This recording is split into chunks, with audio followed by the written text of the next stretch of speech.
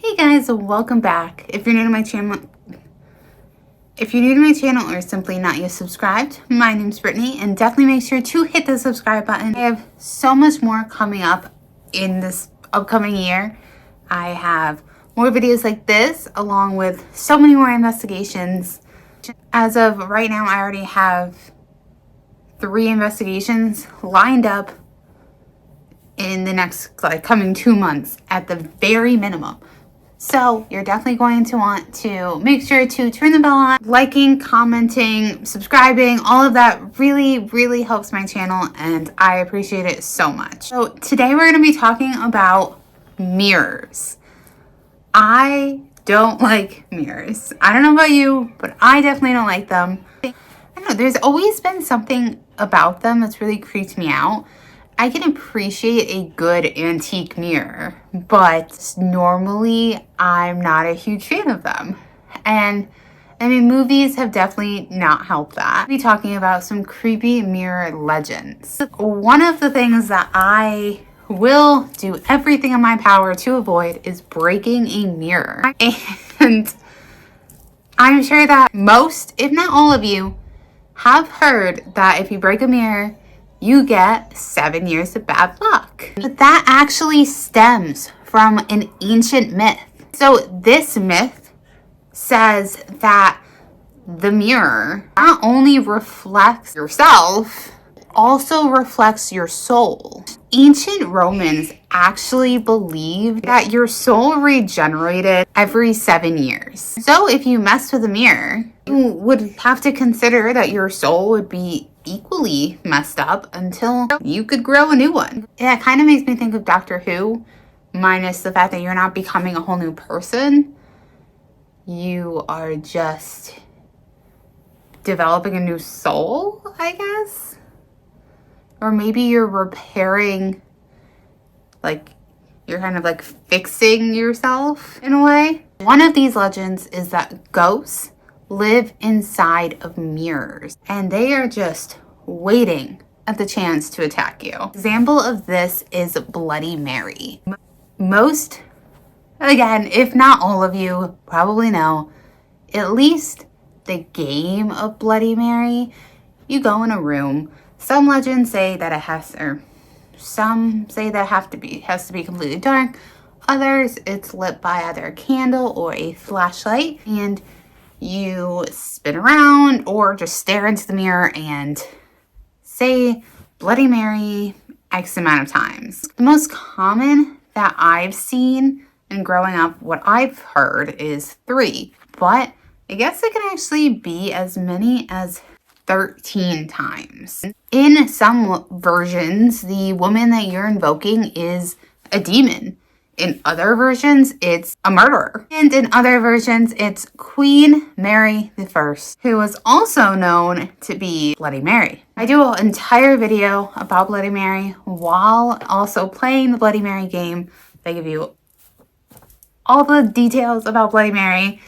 So if you are interested in that, definitely make sure to check that video out. But in all versions of Bloody Mary, at the end of the game, this woman, this ghost, this spirit, is supposed to lunge out and attack you. Or you're at least supposed to see her, right? One is that you can access a creepy mirror world basically whenever you want to. There is no shortage of paranormal games and rituals. A newish twist on the classic mirror game involves setting up candles, a fan, mirrors, and 3 chairs.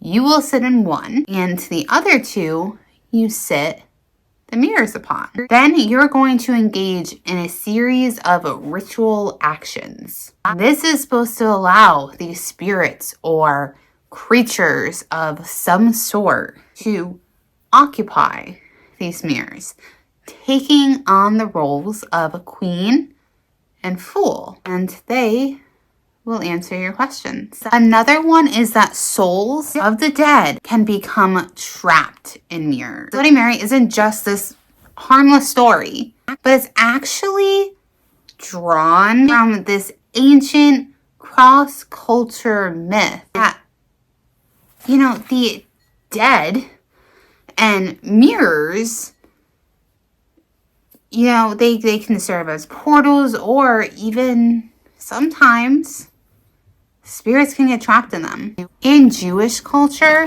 when someone dies, all the mirrors in the house are covered. And this is all during the mourning week for the members of the household. They're engaging in a practice called a sitting Shiva. According to some old Jewish myths, this is because demons will actually visit the homes where there has been a tragedy or a loss. And you can't see them with your naked eye. You can see them in reflections. And in order to not disturb the people that had already lost a loved one, they would put the blankets over the mirrors. They'd cover the mirrors in whatever way they preferred.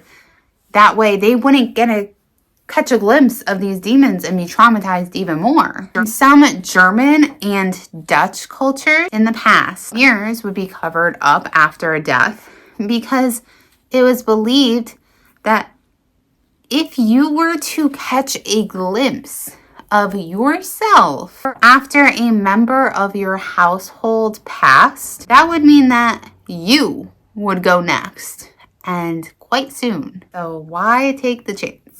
It's even been documented that in older Chinese superstition was that if a corpse was taken past an uncovered mirror, they would become a ghost. I mean,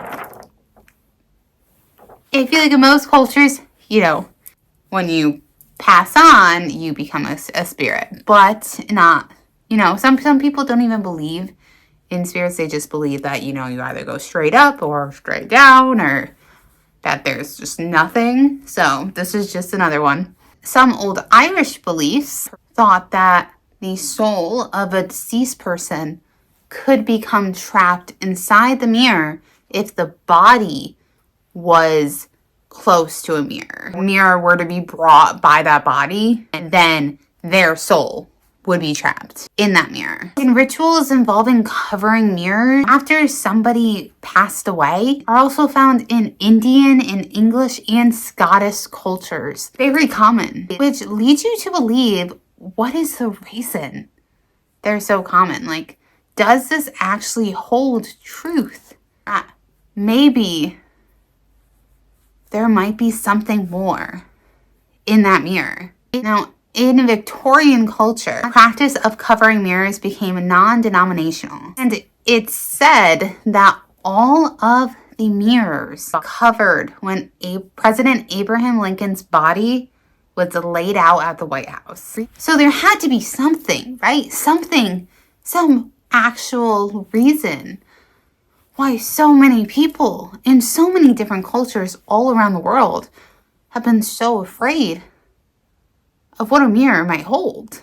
Now, if you're not new to my channel, or I guess most paranormal channels, you'll know that mirrors are often seen as portals, especially when they're facing one another, and serve as passageways almost into other dimensions. And if you bring up doppelgangers, that's another thing with mirrors. So many different pieces in cultures, and it leads you to wonder. Let me know what you guys think about mirrors down below. Do you think they're a portal? Do you think it's something that we could ever learn to truly access? Or maybe it's something we should be afraid of? I want to hear all of your guys' thoughts in the comments down below. Make sure to hit that like button, hit that subscribe button for me, and until next time, love you guys. Bye.